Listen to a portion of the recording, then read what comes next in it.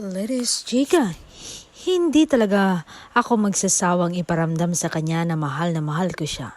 Yan ang inihayag ni Donnie Pangilinan sa isang interview with Showbiz Insider. Nang mapag-usapan ang pagmamahal niya sa aktres, sa adang aktor, everyday pinaparamdam ko kung gaano siya ka-espesyal sa akin. Na hindi ako nagsasawa na iparamdam kung gaano ko siya kamahal. Kahit gaano pa ako kabisi na tao, I will make sure na may time ako lagi para sa kanya. Alam mo yon, hindi ko siya kayang mawala sa akin.